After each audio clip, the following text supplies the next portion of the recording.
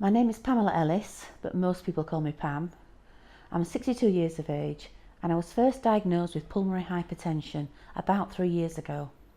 It was like having a bombshell. I didn't know what to think. I'd never heard of it. I, like most people, just thought, oh, it's blood pressure, and I've never suffered with my blood pressure. So I was told quite a bit about it on the day, and I was given booklets and information sheets to read, and I did all of that, and I did go on the internet and have a look on the internet and see what was said there. But I was a bit numb, really, and I suppose in a way a little bit in denial. But having had other tests, and it absolutely confirmed to me that pulmonary hypertension was what I was suffering from, and that because it's the idiopathic pulmonary hypertension, there was no, well, you've got it because of this or because of that. There was no real reason. They couldn't give me a reason. So I was lost, really. Pulmonary hypertension affects me physically in all sorts of ways. It's limited me in what I can do.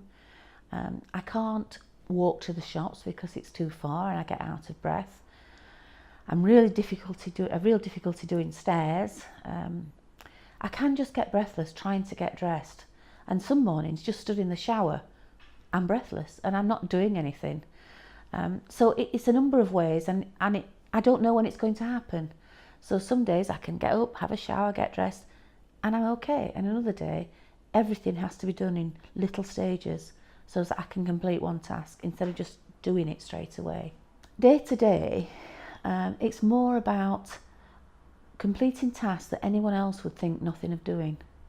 So even making a cup of tea, or washing the pots, or going around the house with a vacuum cleaner. These are all things that take me more time, and actually sometimes I physically can't do it. I just have to sit down and stop. But the thing is that it's so unpredictable that, you know, you might see me one day and I'm up and I'm preparing a meal and I'm fine. But another time I can't even do that. Having a car to be able to drive somewhere and get out and do something gives me my independence. So, for example, I do work one day a week for 6 or 7 hours. I can drive myself to work. It's only about 15 minutes.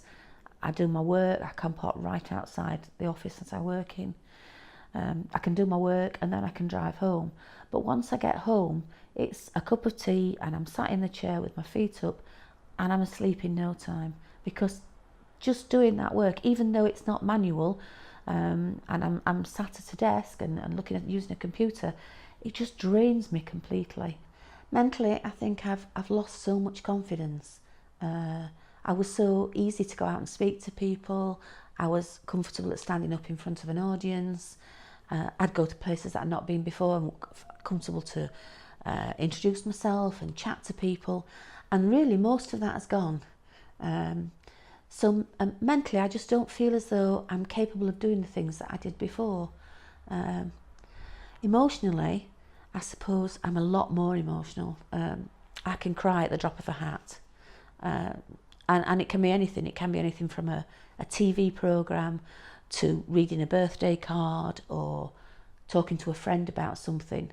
And just day-to-day things that I think I should be able to do that I can't, then will make me cry. I think generally I've got quite a positive approach, but there are always times where, you know, middle of the night when you can't sleep or something, where you have the real down moments.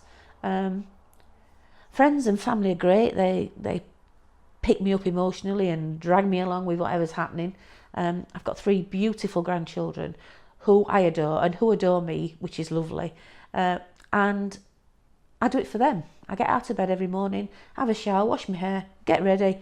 I'm doing that for them because I don't want them to see me in bed. I don't want them to see me unhappy. I want to be always the smiling nana that they can come and sit on their knee or read stories. And I can't get down on the floor and play with them, but they can sit in my knee and I'll read a story. And they love it. And they've got special stories that I have to read to them that they don't like anybody else reading. They just want Nana to read.